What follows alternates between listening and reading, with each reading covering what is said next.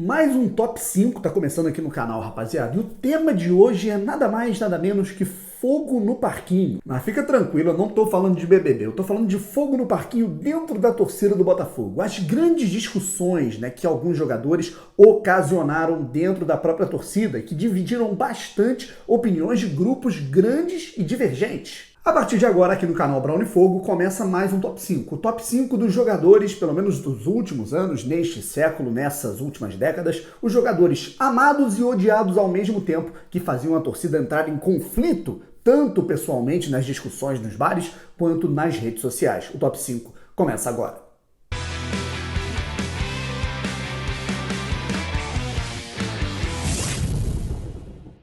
Olá pessoal, antes de mais nada, meu nome é Daniel Brown e sejam bem-vindos aqui a mais um vídeo do canal Brown e Fogo, absolutamente tudo de Botafogo. De imediato peço para que você se inscreva aqui no canal, ative as notificações para não perder nenhuma novidade e vamos agora para um vídeo mais interativo. Meu amigo botafoguense, você com certeza já teve aquela discussão ferrenha, seja na internet, num grupo de Facebook, num grupo de WhatsApp, dentro de um bar, no estádio mesmo, Você já deve ter batido boca com um amigo, com um colega ou até com um desconhecido, um irmão de camisa, falando sobre algum jogador que você detesta ou o outro acaba amando esse jogador, esse mesmo cara que você odeia, e vice-versa. Eu sei como você se sente, porque eu já me senti várias vezes dessa forma. Então começa aqui o top 5, os 5 jogadores que eu escolhi, que eu acho que realmente dividiram a torcida do Botafogo em termos de opinião, em termos de amor, ódio, e fizeram a torcida realmente guerrear, principalmente nas redes sociais, sobre as opiniões a respeito desses jogadores. O quinto lugar desse top 5 vai para Leandro Guerreiro. Leandro Guerreiro foi uma indicação do técnico Cuca, que observou o time do Criciúma, que jogava a terceira divisão no ano de 2006. Leandro Guerreiro foi contratado a pedido do treinador do Botafogo em 2007. Iniciou a sua trajetória no Campeonato Carioca daquele ano. Leandro Guerreiro fez um bom Campeonato Carioca, um Campeonato Carioca até melhor do que o eventual titular Diguinho à época, e conquistou a posição naquele time titular do Carrossel Alvinegro, time que jogava por música do Cuca em 2007. E muito por conta disso foi ganhando as graças, foi ganhando realmente uma posição, uma condição de xodó por parte da torcida do Botafogo. Também pela sua perseverança e um nome até muito folclórico, Guerreiro. Vai lembrar que o sobrenome do Leandro era Guerreiro, não era um apelido. Mas ao longo das temporadas seguintes, o futebol do Leandro Guerreiro foi oscilando um pouco. Na temporada de 2008 talvez ele não tenha ido melhor, tão bem quanto em 2007. Em 2009 ele já foi mal. E em 2010 a gente já tinha uma divisão enorme. As pessoas que gostaram, que realmente compraram a ideia, se tornaram realmente, se apegaram ao Leandro Guerreiro lá de 2007, e as pessoas que ao longo dos anos iam perdendo a paciência com o jogador. As discussões nos estádios e também nos bares eram grandes e se estendiam para as redes sociais, tanto para o antigo Orkut quanto também para o antigo MSN. A torcida do Botafogo ela realmente bradava, brigava bastante porque era uma opinião muito conflituosa. Alguns se apegavam muito ao Leandro Guerreiro, que diziam ser raçudo, que falavam que desempenhava um bom futebol, que tinha amor à camisa, que era um cara que se entregava, chorava pelo Botafogo. Os outros já ficavam muito irritados, não só com a falta de desempenho técnico dele dentro de campo, mas diziam que ele era um cara que cercava e realmente acabava deixando a bola passar, acabava deixando o adversário passar, era um cara muito passivo. Eu não tinha um lado fixo, Então, nessa situação, eu me colocava bem neutro, porque eu entendia, eu gostava bastante do Leandro Guerreiro, mas eu lembro que a minha opinião é de que já não dava mais pra ele, E você, qual é o seu posicionamento? Dá aqui a sua opinião sobre o Leandro Guerreiro, porque agora a gente vai pro quarto colocado desse top 5. O quarto colocado é um pouquinho diferente, pessoal. O quarto colocado é um cara que, ao contrário do Leandro Guerreiro, começou muito mal no Botafogo, e aí foi ganhando o coração da torcida alvinegra com gols e com muita atitude. O nome desse cara é Rafael Marques. Rafael Marques foi uma indicação de Oswaldo de Oliveira, com quem já teve uma relação, já tinha tido uma relação com o atacante no futebol japonês. Foi o escolhido por Oswaldo de Oliveira para substituir ninguém mais, ninguém menos que Louco Abreu no ataque. E é claro que o atacante, chamado de homem clássico lá no Japão, sentiu o peso disso logo de cara. Foram muitos e muitos jogos horrorosos com a camisa do Botafogo logo de cara e muitos jogos sem marcar gol. O jogador chegou no segundo semestre de 2012 ao Botafogo e, além das partidas ruins,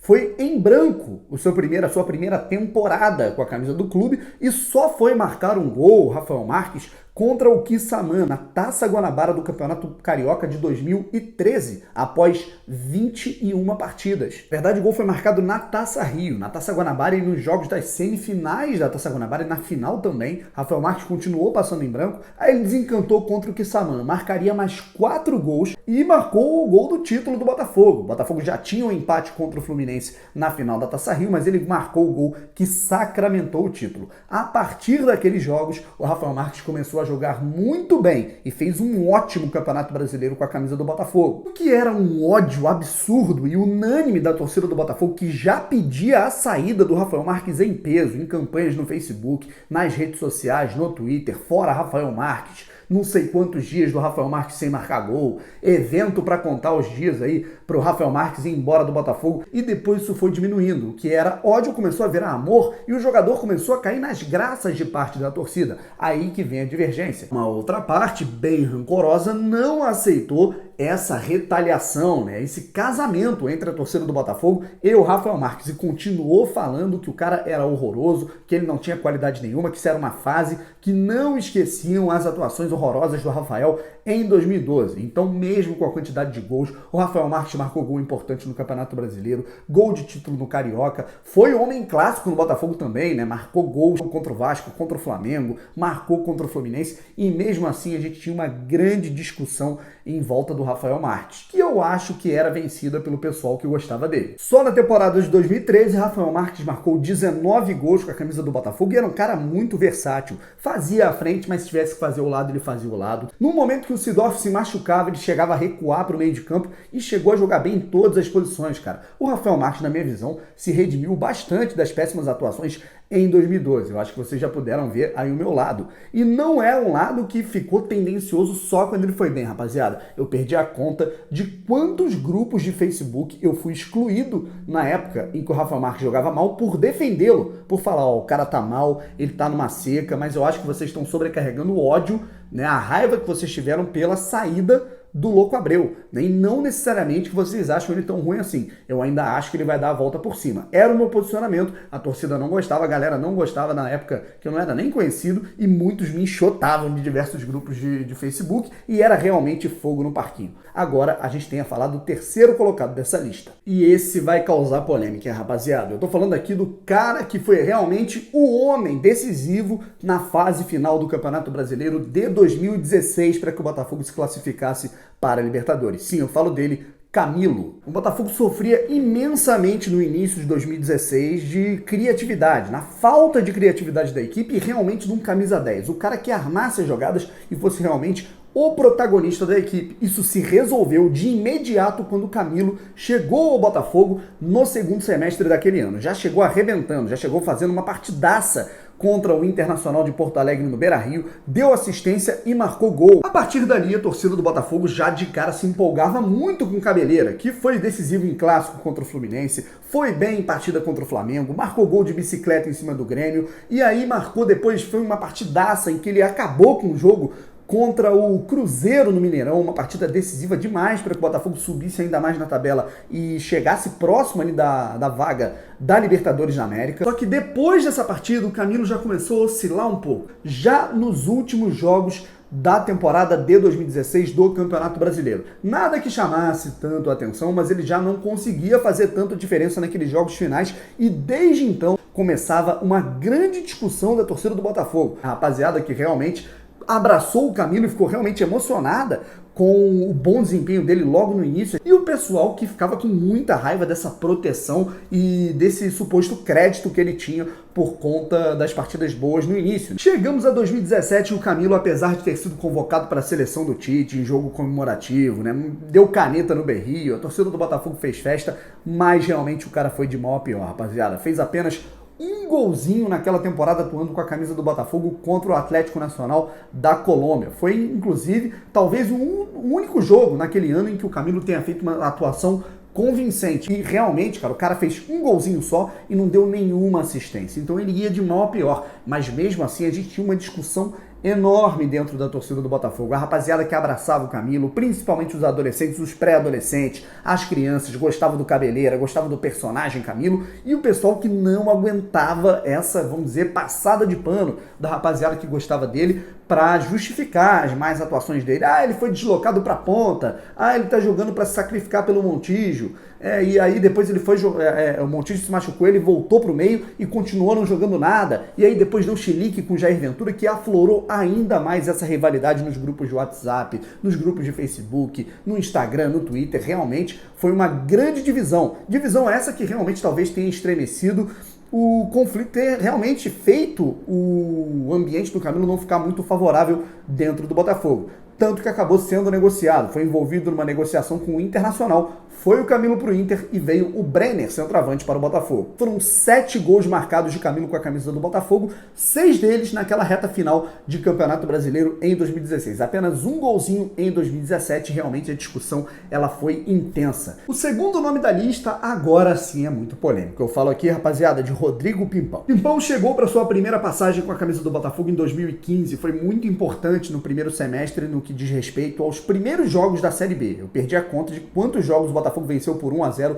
com o gol de Rodrigo Pimpão. Aí ele foi negociado para a Arábia e retornou ao Botafogo no segundo semestre de 2016, com toda a moral de quem tinha saído em alta aqui do Botafogo. Em 2016 já voltou marcando gols importantes com a camisa do clube, marcou um gol no finalzinho, que foram pontos muito importantes no Arrudão, né, contra o Santa Cruz, marcou gol contra o Atlético Mineiro, foi importante, mas ele já vinha apresentando um futebol que já deixava uma galera com a pulga atrás da orelha.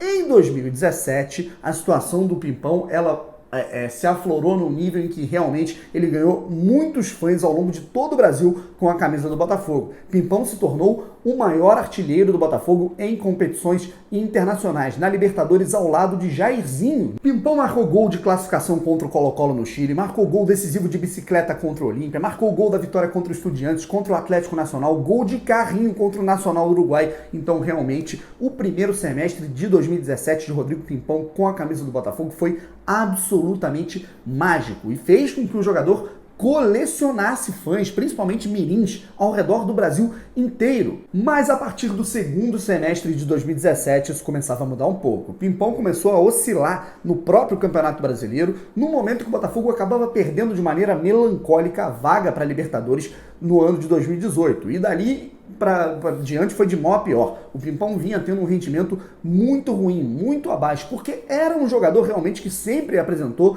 limitações, mas ele marcava gols muito importantes e vivia de algumas partidas boas e também principalmente da sua raça, da sua entrega dentro de campo. Acabou sendo um caso bem similar ao que a gente acabou de falar do Camilo, mas de uma maneira ainda mais contundente, né? Com um número ainda maior de fãs ao redor do Brasil, por tudo que o Pimpão fez naquela Libertadores, por toda a marca que ele atingiu, por todos os jogos decisivos, né, que ele conseguiu marcar o seu nome. Entretanto, a baixa do Pimpão, me arrisco a dizer que talvez tenha sido pior ainda que a do Camilo. O último gol que Rodrigo Pimpão marcou com a camisa do Botafogo foi no primeiro turno do Campeonato Brasileiro de 2018. Uma partida que terminou São Paulo 3, Botafogo 2. Eu fui nesse jogo lá no Morumbi. Pimpão descontou para o Botafogo, que perdia por 3-1. De lá para cá foram 45 jogos de Rodrigo Pimpão pelo Campeonato Brasileiro com a camisa do Botafogo e absolutamente nenhum gol marcado. Além da quantidade excessiva de passes errados, né, de lances e gols, principalmente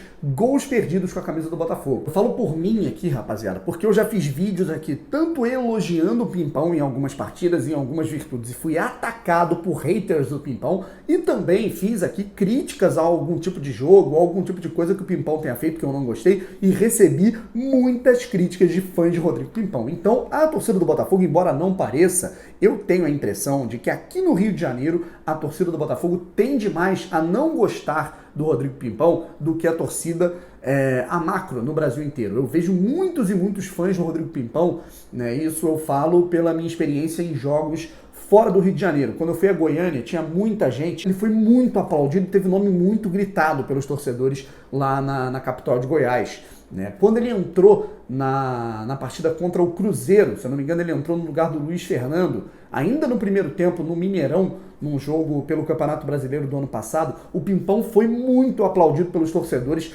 principalmente, aí eu perguntei, né, de onde eles eram, tudo mais, teve uma galera que era toda do interior de Minas que tinha ido a BH ver aquele jogo. Então eu tenho essa impressão, cara, o Pimpão ele cativou né, conseguiu conquistar muito o coração dos botafoguenses longe do Rio de Janeiro, talvez pelos grandes jogos, os jogos icônicos da Libertadores da América. E realmente gerou um conflito muito grande, de pessoas que enalteciam a raça do Pimpão, a entrega, o amor dele, a camisa do Botafogo, os gols importantes na Série B, os gols importantes de 2016, principalmente a saga na Libertadores de 2017, mas os caras que não perdoavam de jeito nenhum os gols incríveis que o Rodrigo Pimpão perdia, os lances que ele errava, os passes errados, as jogadas meio sem nexo, realmente meio desengonçadas que às vezes ele fazia, principalmente lances como aquele do Grêmio, né, nas quartas de final da Libertadores, que ele preferiu chutar a bola pro gol ao invés de rolar ali para a chegada do João Paulo ou do Bruno Silva na entrada da área. Gols que ele perdeu, por exemplo, contra o Santos, contra o Cruzeiro, contra o Flamengo. O Pimpão sempre foi um cara que acabou sempre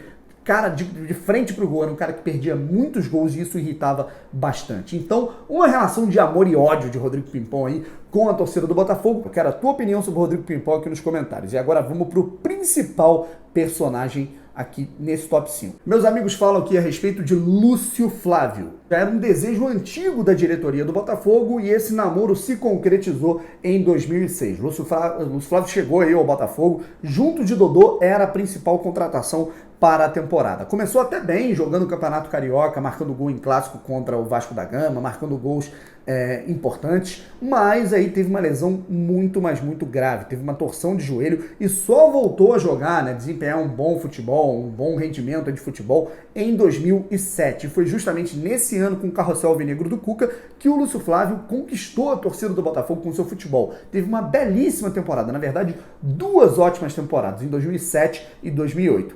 A partir dali, ele começou a decair. Mas mesmo no time de 2007, no time de 2008, o Lúcio Flávio já era muito questionado sobre a sua falta de empenho, a sua falta de raça, principalmente sem a bola, na hora de marcar no meio campo. Era aquele realmente meia clássico. A torcida se dividia muito desde então. Ele não precisa dar carrinho, ele não precisa marcar, ele é o cara que vai correr, a bola vai correr por ele. E aí uma galera se irritava porque mesmo assim ele ainda apresentava algumas atuações um pouco abaixo. Em 2009 o Lúcio Flávio foi para o Santos, se desligou do Botafogo e foi para o Santos, e aí voltou ao Botafogo, né? Teve um mau rendimento no Santos em 2009 e retornou no segundo semestre e realmente, na minha visão, ele foi muito mal. O Lúcio Flávio estava muito diferente, foi mal naquela reta final de Campeonato Brasileiro pelo Botafogo, né, em que praticamente o Jobson salvou o Botafogo naquele momento junto com o Jefferson, e em 2010 eu particularmente, cara, eu não conseguia aguentar, aí eu falo por mim, eu não conseguia aguentar o Lúcio Flávio em campo no Campeonato Carioca com a camisa do Botafogo. E esse tipo de coisa, eu era um cara que me amarrava no Lúcio Flávio lá em 2006, 2007, aí fui perdendo o encanto aos poucos, até que isso virou realmente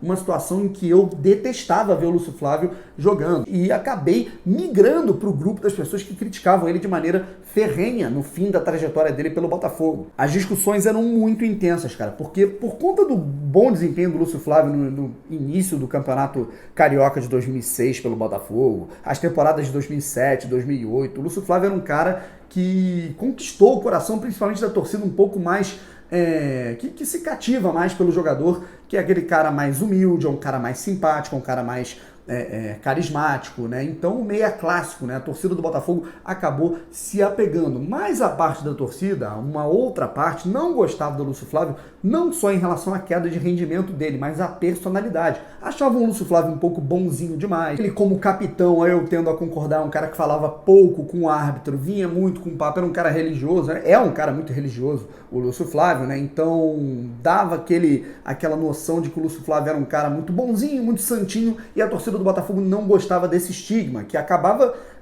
conspirando contra a imagem do Botafogo, por exemplo, em finais contra o Flamengo, onde o Botafogo era o time muito bonzinho e o Flamengo era o time da malandragem. E o Botafogo isso talvez tenha sido realmente crucial, fundamental, para que o Botafogo tivesse perdido alguns dos campeonatos que perdeu entre 2007 e 2009, né? E, inclusive, o temperamento desses jogadores um pouco medroso, entre aspas, na hora de bater os pênaltis, por exemplo. O pênalti perdido pelo Lúcio Flávio no Campeonato Carioca na disputa de pênaltis de 2007, o episódio do Chororô, né, em que o Lúcio Flávio estava ali na frente. Então, tudo isso fez com que essa junção, né, de bons fatos e maus fatos causasse, né, de fato, uma realmente guerra de debates e discussões de opiniões completamente opostas nas redes sociais, nos bares, nos estádios, e realmente até hoje a gente vê isso, cara, em entrevistas, discussões a respeito do passado do Botafogo, e até hoje a gente vê opiniões divergentes sobre todos esses jogadores: Lúcio Flávio, Rodrigo Pimpão, Camilo, Rafael Marques e Leandro Guerreiro.